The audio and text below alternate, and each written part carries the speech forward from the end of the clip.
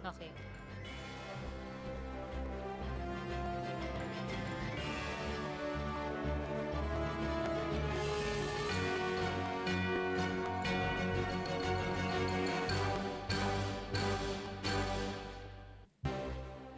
Good morning, ladies and gentlemen of the Malacañang Press Corps. Welcome to the Monday press briefing of Secretary Harry Roque.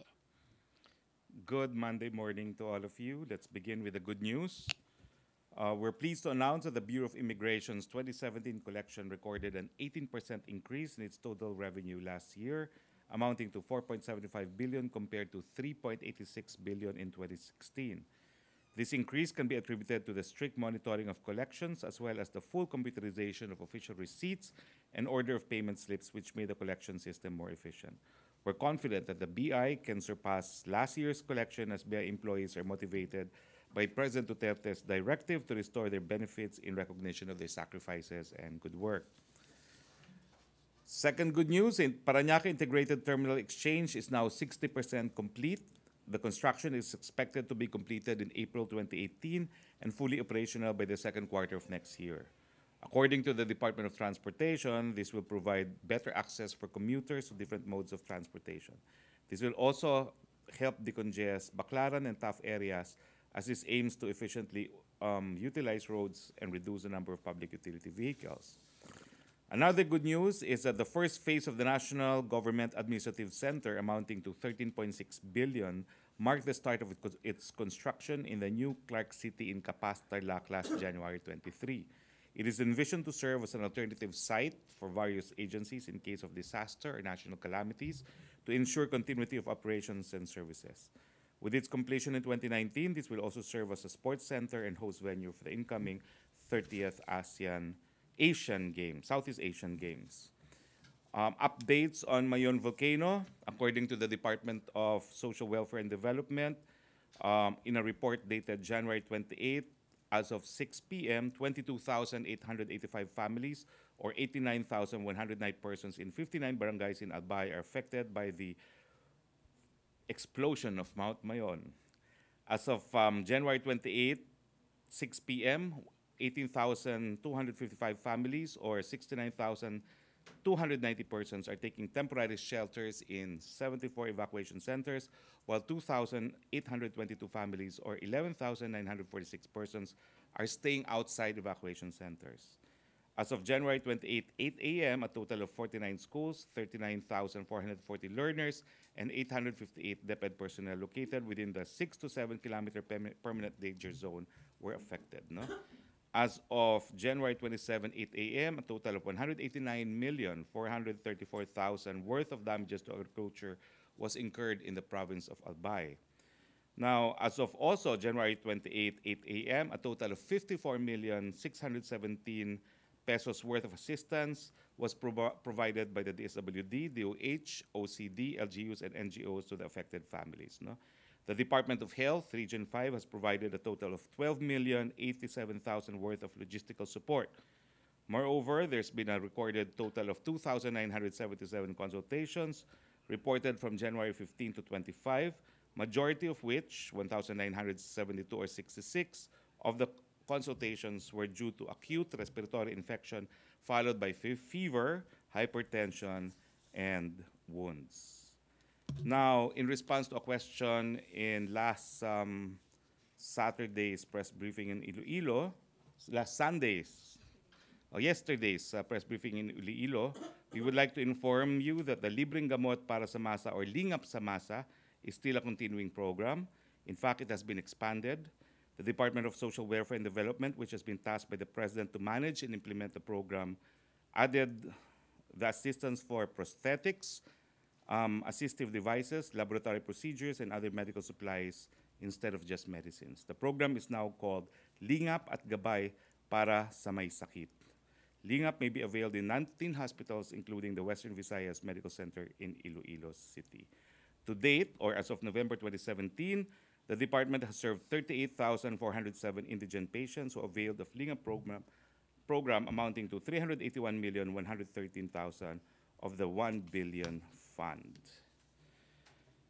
Likewise, I would like to announce that the Office of the Executive Secretary has formally charged overall Deputy Ombudsman Melchor Arthur H. Carandang for the following: grave misconduct and grave dishonesty for misuse of confidential information and disclosing false information, violation of Section 3E of RA 3019 for causing any undue injury to any party, including the government, or giving any private party any unwarranted benefits, advantage, or preference in the discharge of his official, administrative, or judicial functions through manifest partiality, evident bad faith, or gross inexcusable negligence. And number 3, violation of 3K of RA 3019 in relation to Section 2, Rule 5 of OMB, Administrative Order number 7 for divulging valuable information of a confidential character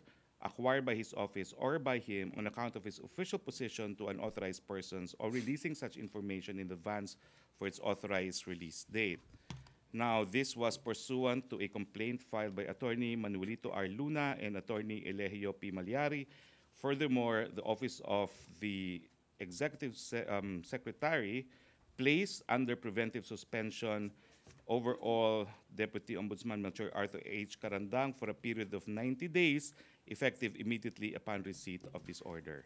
According to the formal charge, this complaint and the formal charge, as well as the preventive suspension, had to do, and I quote, with statements made by Deputy Ombudsman Carandang as follows: "We can confirm that we receive bank transactions coming from AMLAC, bank transactions generated by AMLAC.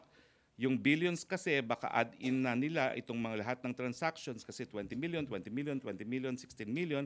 Pag in-add-in mo, siguro yan, abot ng billion. Ang dami, 40 million, 40 million, several 40 million, 200 million kaagad dito. Yung iba, 50 million, ang dami. However, only one day after Carandang said this, the AMLAC issued the following statement, and I quote, "The Anti-Money Laundering Council Secretariat received on 6 September the 17th August 2017 letter of overall Deputy Ombudsman Melchor Arthur Carandang requesting it to initiate investigation of the subject accounts. We have categorically stated before that the AMLAC is not the source of the documents and information attached by Senator Antonio F. Trillanes IV in his complaint regarding the alleged bank accounts of President Rodrigo Duterte. It has neither provided the Office of the Ombudsman with any report as a consequence of any investigation of subject accounts for any purpose. We have yet to evaluate the request, and the initiation of an investigation as well as the release of any report on the subject will depend on such evaluation. Suffice it to state that in the attachment to the complaint, the alleged debit and credits representing outflows and inflows were added together. Thus, the resulting total amounts are wrong and misleading." So the charges stem from unauthorized disclosure of confidential information, which AMLAC clarified did not come from them, which AMLAC also said were wrong and misleading. Questions? Questions? Question. Joseph Morong, GMA News.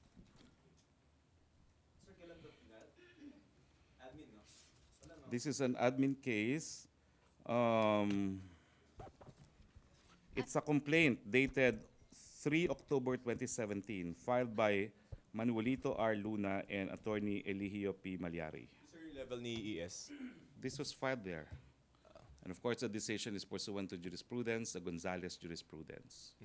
Sir, you mentioned naman na AMLAC, you're quoting AMLAC, that the information was wrong and misleading. Yes. So it doesn't mean that because you're quote-unquote punishing si Carandang for disclosure, that means that the information that he had disclosed before were of probative value. Correct. And let me be clear on this to those who do not understand simple language.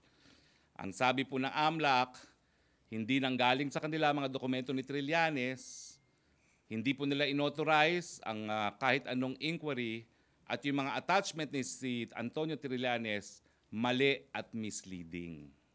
Okay? So malinaw po yan. Maski merong alleged information si Senator Trillanes, lininaw po ng AMLAC, hindi galing sa kanila yan, mali yung mga halaga na nakalagay sa mga complaint dun sa complaint ni Antonio Trillanes. Follow-up So question. malinaw po yan, hindi na-authenticate yung mga bank records and hence my reply to the Vera article, no? Hearsay and kwentong kutsero. Okay, Ms. Rose Novenario. Good morning, sir. Sir, ano po yung pananagutan dito ni Senator Trillanes sa pananaw po ng Malacañang? Well, sa amin po, no, meron naman tayong batas na, medyo gray area yan. Kasi kung totoo yung records, merong paglabag dun sa secrecy of bank deposit law. Pero sinasabi nga ng AMLAC, hindi naman totoo.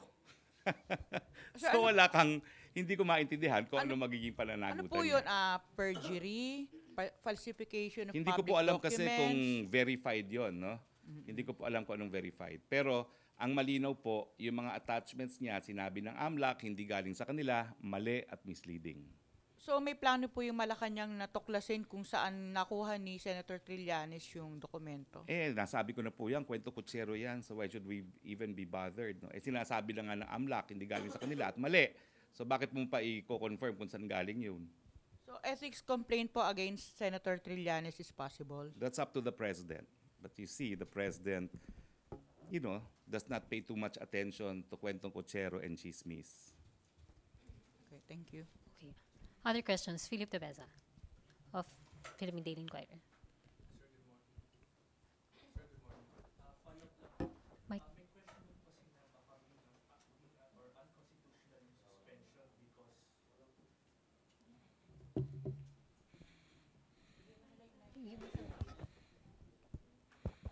Ayun, sir, good morning po. Follow-up lang, sir. May question po kasi na baka unconstitutional yung suspension dahil the Ombudsman daw po is a independent agency. Hindi po. Only the Ombudsman is impeachable. The deputy ombudsmen are not impeachable. They're subject to disciplinary powers of the chief executive, and this has been decided in the Gonzales case. Other questions? Ace Romero, Philippine Star.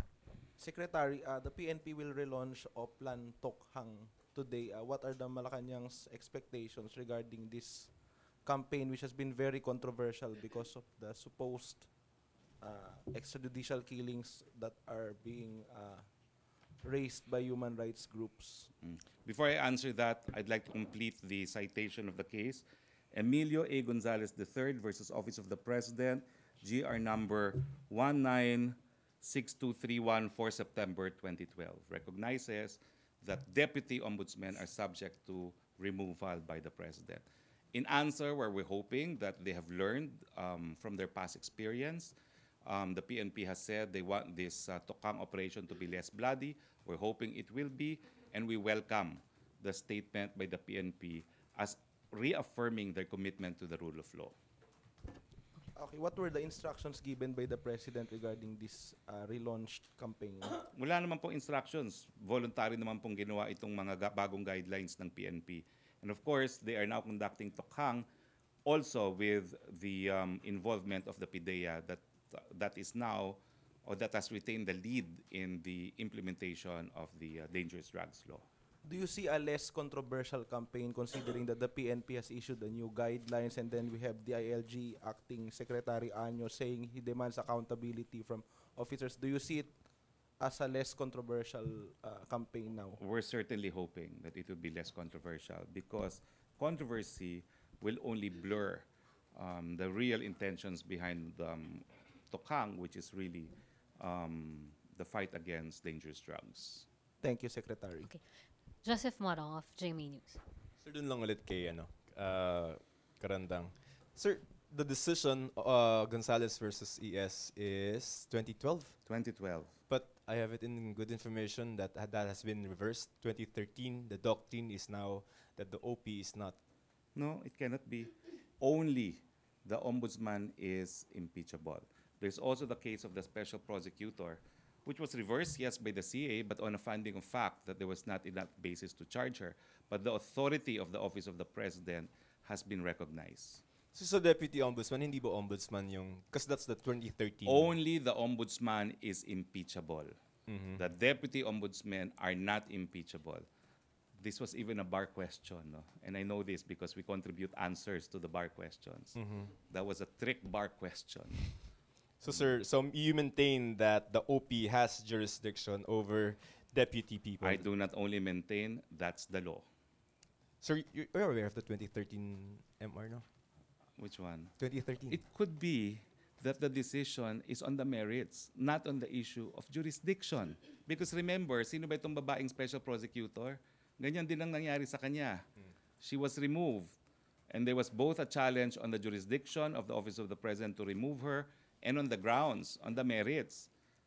The jurisdiction is never questioned because it is there. If you don't make the deputy ombudsman liable under the Office of the President, who will make them liable? They're not impeachable officers. Not the ombudsman? Not the ombudsman. All right, sir. That's from, I'm just saying because it's from a Supreme Court, AJ. Anyway, that's the case that I cited. No? Okay, are there more questions? Okay, if there's none, okay. Other issues? Cathy Valente.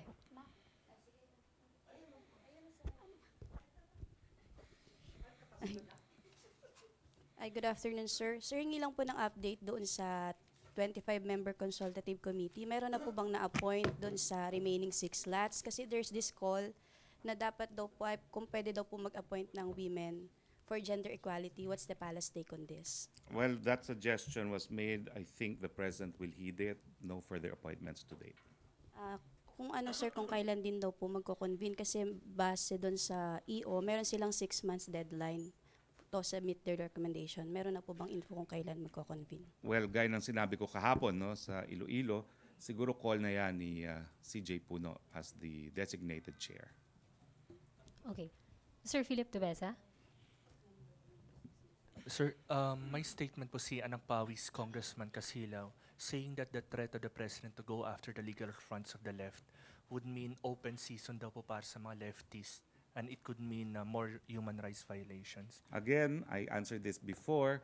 The crackdown on the legal fronts would mean that these legal fronts are in conspiracy to commit the act of either rebellion or violations of the Human Security Act.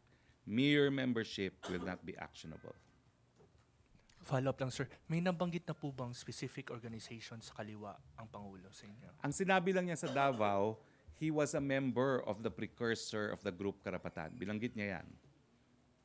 May bilanggit siya na Movement for Justice or something. No? And he says that's the front runner, no? The precursor of Karapatan. And he was a member of that. That's why he is aware that certain groups act as legal fronts of the CPP-NPA.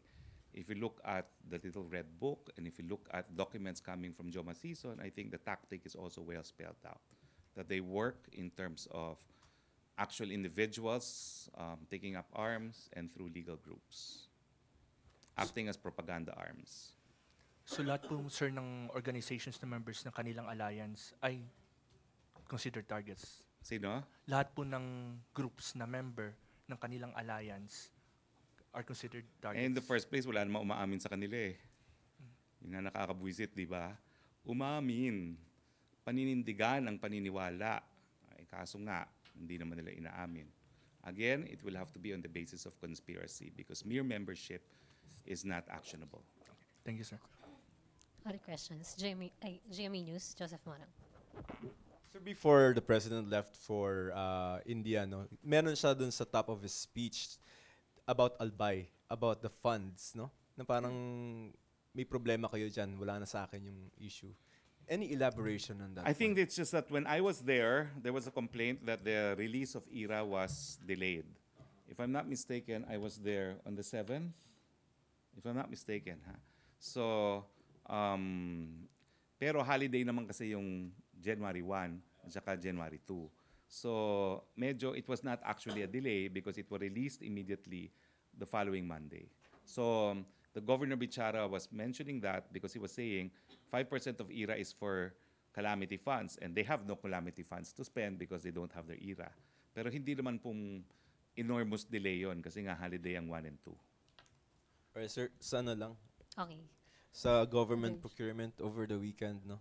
Uh, can I just get a soundbite na this is going to be the policy of the president from now on, and what's going to happen to the law? Well, pinapatupad lang po ng Presidente yung ating tinatawag na BOT law na dun sa mga high-ticket values, yung mga mamahaling proyekto ng infrastruktura, isa sa pamamaraan na po pwedeng pasukin ng gobyerno ay sa pamamagitan ng BOT or Build, Operate, Transfer, or Build, Operate, and Lease. No?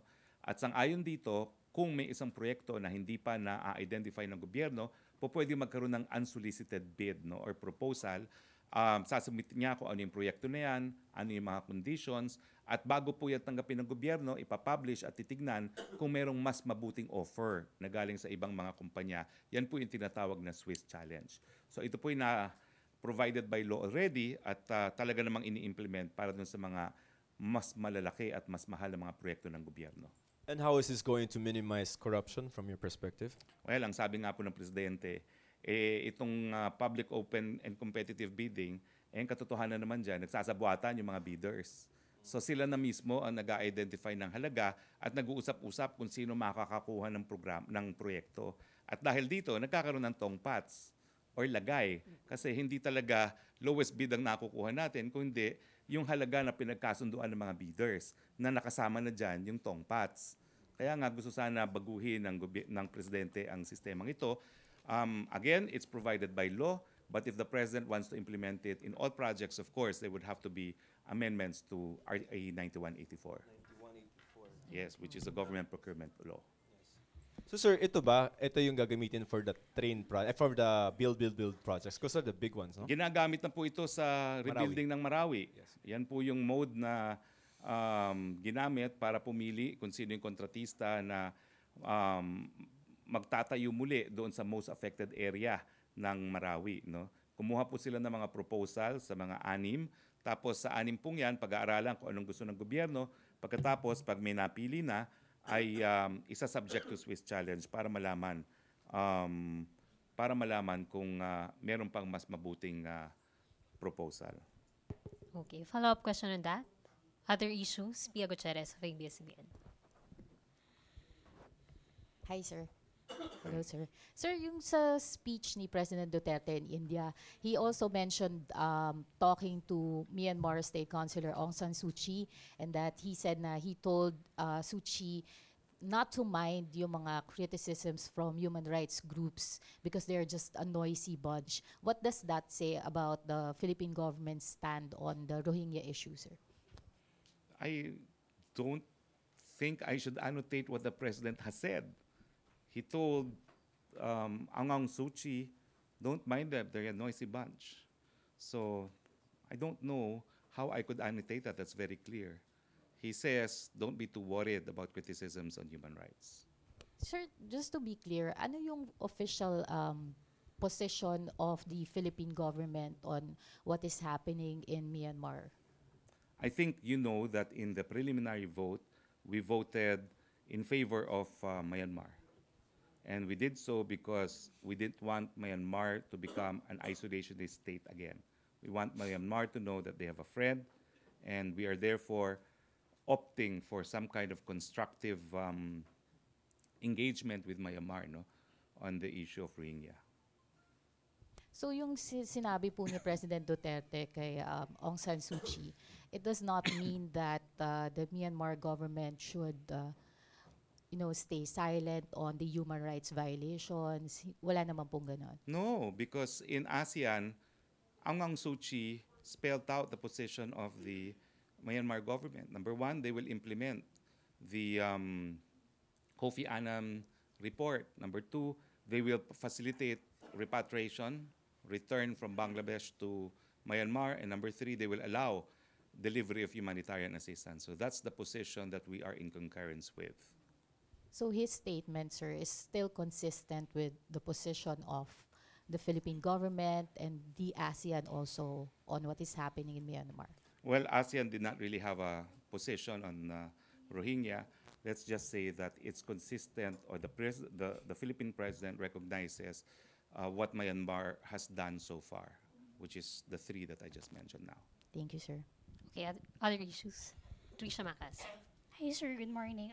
The College Editors Guild of the Philippines, they said that your fake news remark is an insult to journalism and it legitimizes the proliferation of fake news. So, can we get your reaction, sir? Well, let me quote, because I was actually paraphrasing from the leading case of New York Times versus Sullivan. And the quote is, even a false statement may be deemed to make a valuable contribution to public debate since it brings about the clearer perception and livelier impression of the truth produced by its collusion with error. So in a marketplace of idea, you give everyone a license to contribute to the free marketplace of idea. And the truth test for truth is the ability of a thought to be accepted as fact, no, by the general public. I said that actually to console myself because I felt I was a victim of fake news myself. So I'm reassuring myself that it was well worth 51 years of my life to be an advocate for freedom of expression and freedom of the press. That was more for my own benefit. Follow-up question. I will repeat it because I need it again. I need it again. Huh? Even a false statement may be deemed to make a valuable contribution to public debate since it brings about a clearer perception and livelier impression of the truth produced by its collision with error. Let me internalize that. It seems, sir, that you don't believe that, no? No, I believe it. Well, I'm convincing myself to believe it because what can I do? So lies can be good for democracy? Well, I'm saying lies are part of the free marketplace of idea. And fortunately, we are possessed with sufficient intelligence to decipher lies from the truth. Do you think Why so? do you think I'm still alive? So, sir, so it's just going to be a matter of maybe numbers. So if a lot of people believe a lie, that prevails, correct? Under the free marketplace of ideas? Again, through power of the true test for truth is the power of an idea to be accepted in the free marketplace of ideas. So again, if a lie is accepted by the majority, that's fine with you. Well, I'm hoping they won't because I was recently a victim and I think all of you can become witness to that. Kaya nga sama-sama ang loob ko, no? You know, when I was hit by other people, I didn't think much about it because after all, wala naman yung, you know, walang rigid training, walang standard for truth, walang editorial control. But when it happens from traditional media, recipients of freedom of the truth, of freedom of the press, beneficiary of this freedom, parang mali. And it's very difficult to accept. But I will move on. I will just internalize this quote from New York Times versus Sullivan. Let's move on. Other issues, Philip Tuweza. Sir, follow-up lang po dun kay Karandang. You mentioned kasi na the OES formally charged him. Saan po na-file yung charges? It's a formal charge already, I guess, pursuant to the internal rules of the Office of the President on administrative cases. No, they have found probable cause to charge him, and he was ordered to file an answer within 10 days. So they conducted a preliminary investigation administratively, and they found probable cause. He was now made to answer. So I will quote from the dispositive portion. Wherefore, premises considered, Respondent Melchor Arthur H. Carandang, overall Deputy Ombudsman of the Office of the Ombudsman, is hereby directed to file his answer within 10 days from receipt hereof. Pending investigation, Respondent is hereby placed under preventive suspension for a period of 90 days effective immediately upon receipt of this order. So OP, sir. OP. Okay. Who's going to ultimately discipline him? OP. Okay. RJ of Business World. Sir, has another board meeting been scheduled for February, and may we have an update on the agenda? I'd have to check on that. That's an issue fact, so I will check on that. No, no, wala pa akong information. But tomorrow. Okay. Wait, no, wala pala tayo tomorrow because we're in Marawi. On Wednesday, if we have one, I will let you know. No, we're going to Marawi Tuesday. Yeah, tomorrow. Sama ako. Today, the president, I confirm, is flying to Legazpi. Tomorrow, he's flying to Marawi. Okay. Other questions? Pia Gutierrez? Okay. Other question? Joseph Morong. They haven't, no? But just in case they did, they do later, yung MR ng Rappler sa Court of Appeals. Because they are scheduled to file it today, I think. What am I supposed to say? They're appealing the decision Good luck of to this. them. After all the noise that they've created, they're certainly hoping that they could influence the Court of Appeals. Okay. Other more questions? Okay, if there's none, that concludes our Thank Monday you. press briefing with Secretary Harry Roque. Now back to our main studio at Radyo Pilipinas and PDV4. My quote on New York Times versus Sullivan is in my Facebook page. You can quote it from there. Okay. Bye-bye. Ay, no. Kaya hindi ko binasa. Alam ko mali yan.